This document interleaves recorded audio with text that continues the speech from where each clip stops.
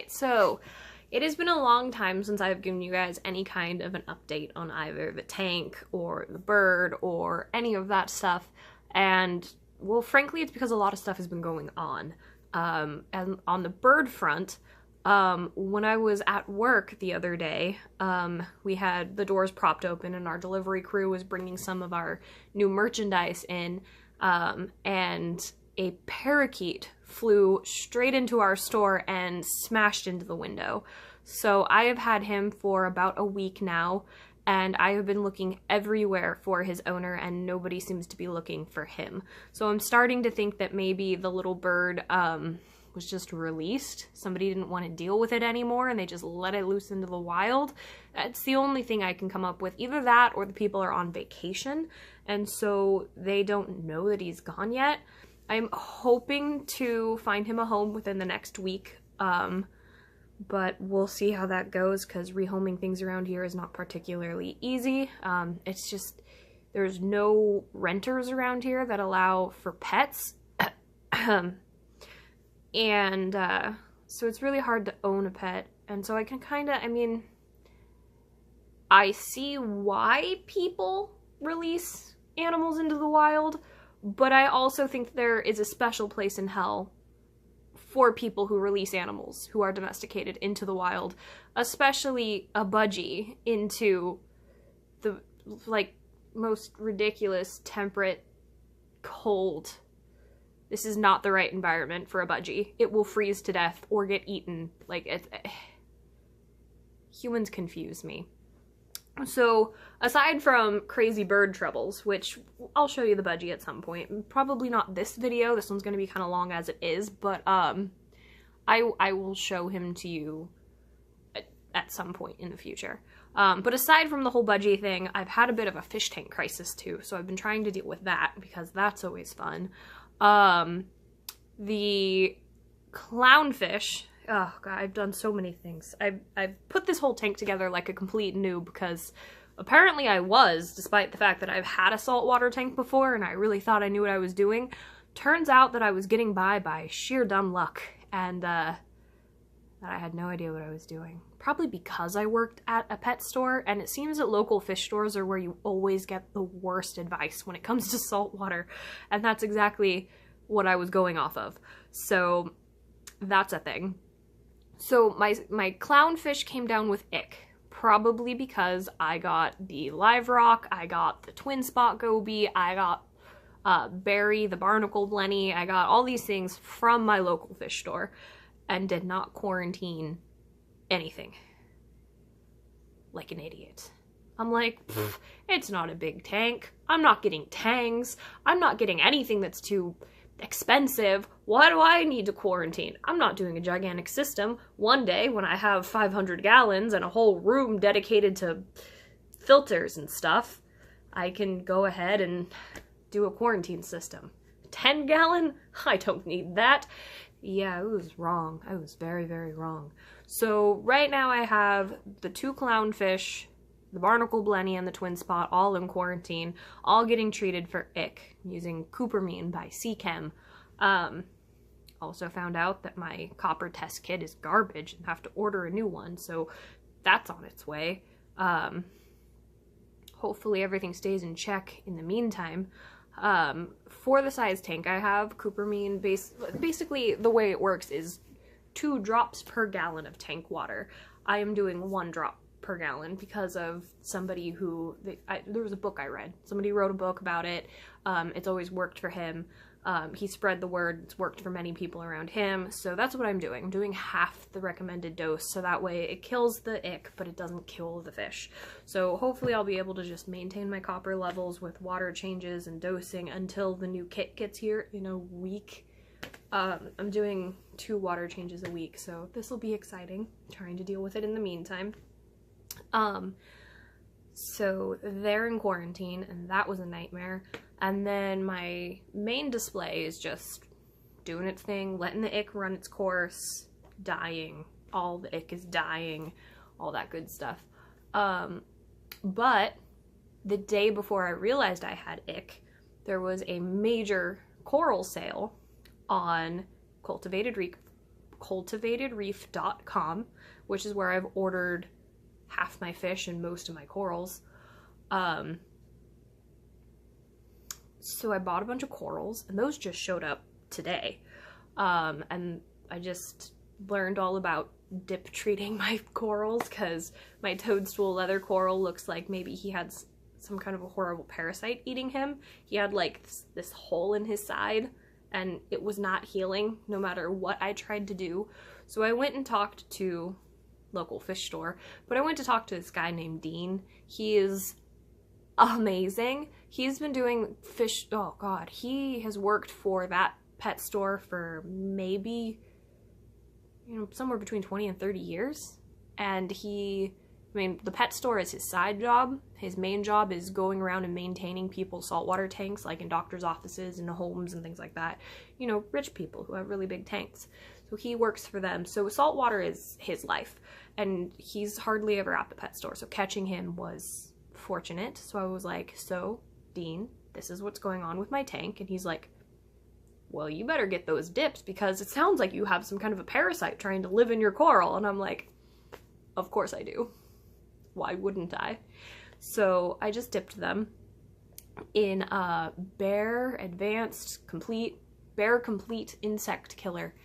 Got the video that tells you how to dose the whole thing on BRS channel, so Bulk Reef Supply. They're phenomenal, by the way. So I got the info from them, and lo and behold, after I was done dipping the toadstool and the new corals that just came in today, there was this fat, giant nudibranch in the dipping solution. Huge, beautiful. It was kind of beautiful. I liked the way he moved. He was like see-through with like these cool like veiny colors along his back. He looked like a nudibranch. Just a see-through nudibranch. Anyway, he is in my empty brain shrimp hatchery right now. There's nothing else in there. It's just salt water bubbling. I couldn't kill him. I felt so bad. So I put him in there where he'll probably die. But at least I didn't directly kill him. He was so pretty. I'm a horrible person. I can't even get rid of a parasite. But he was so pretty. Anyway, so hopefully the toadstool is going to be better now. I think I initiated a slough cycle though. He looks really mad at me. Oh, he looks mad. You guys probably want to see the corals, the new stuff. They don't look pretty yet. They're still angry. They just got here, but let's go take a... Alright, so here's the tank. I've got this insane algae growing up here, but if you look like up on this, where Barry where Barry does hang out when he's not in quarantine, a lot less algae. So I think I'm finally getting my algae problem under control. Heavier water changes. There's no fish in there, so I'm not getting a bunch of food waste. I also am setting up a refugium in the back, so we'll talk about that in a little bit. That's pretty cool. And I've got these Phosphorb pads in there that I chop up now. Sorry, camera went crazy. I wanted to get them. They're these things, these crazy green things. I just like cut it up, throw that in there. Dean, again, local fish guy, he recommended them. So that's all he really uses. Says he's a minimalist. He doesn't like to do a whole lot of filter medias, chemical medias, that kind of stuff. Especially when it comes, well, I don't know about especially with a nano, but he says that's all he really likes to do. Tries to hit the natural filtration a lot heavier, which is kind of exactly what I'm trying to do with the refugium and the cleanup crew and the substrate and all that good stuff. I want lots of copepods, all that good stuff. So, yeah. I guess we should take a tour of everything that we got. Over here, these are blondie zoanthids. So those are going to be really cool when they open up, like orange and blue and yellow and stuff. Up here, this was the little doorbuster. So it was $5. $5 for like that 24-hour period. That is an oxide zoanthid. Oh my gosh. They're trying to open up. Look at them. Look at them! Ah! They're gonna be so pretty. I can't wait to see them. We'll get to him in a minute. And then I ordered a blue mushroom. He actually jumped off of his, what do you call that thing? Frag plug. Popped right off. He was floating loose in his bag. And I freaked out a little bit, and then I was like, wait, I'm just gonna super glue him back to his frag plug. Why don't I just super glue him onto the mushroom rock, which is where I'd rather him be anyway. So that actually worked out for the better. Super awesome. I moved the little green guys over here. I don't know if they're just like a standard green or if they're like a dragon eye or like, I don't know, but they're green and they're cute. I got them at the local fish store too. They were the only real, well, yeah, I think they're the only impulse buy that I got. Nope, that's not true. Toby was an impulse. Bought Toby without any thought because a friend peer pressured me. Dang it, friend. Salazar's looking amazing. Check him out. Hairy Mushroom. God, you guys have no idea how much I love this freaking toadstool. Like, this guy is the best. Now this guy. I said I'd come back to him. So, there was, like, some weird kind of confusion with Cultivated Reef.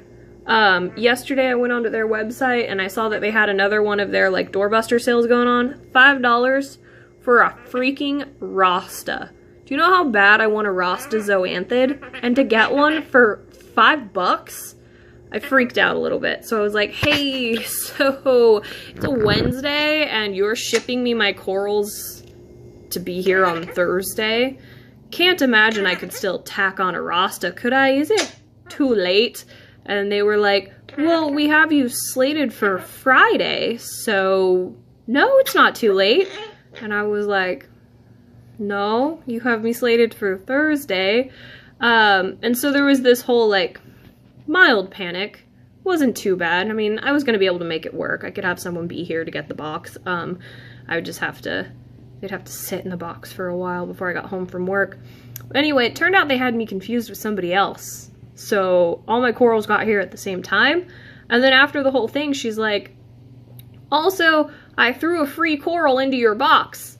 And I'm like, but how? Because, like, if they couldn't get the Rasta zoanthid on there in time, and, like, if the coral was because of the confusion, how in the heck did it get in my box? So I'm thinking maybe it just got in there somehow.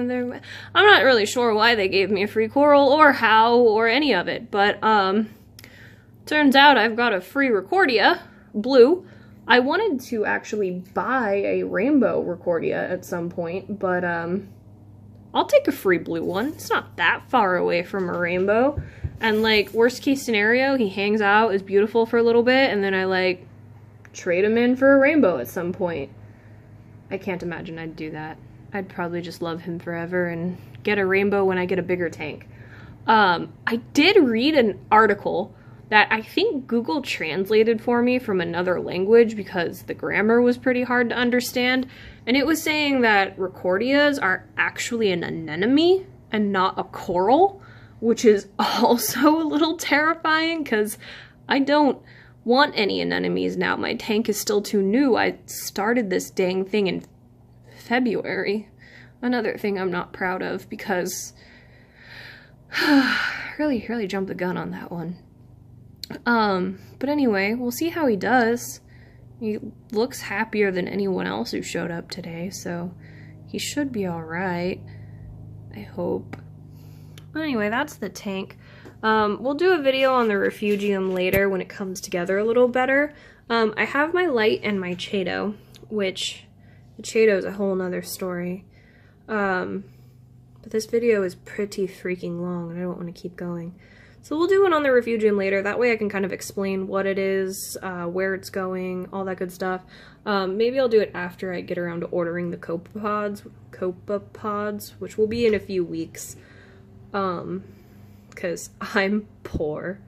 Don't have enough money for that right now. But the tank's coming along pretty good. Oh, and I had another idea. So this back panel here, I was thinking I'd get some GSP to put up here, the green star polyps. Just let them grow because they'll be nice and easy to deal with I can cut them back from the wall and the substrate as they start to try and take over. I think they'd look really good right there. But anyway, that's my future plans, that's my tank. Thank you guys so much for watching. Have a great day, and we'll see you next time. Bye!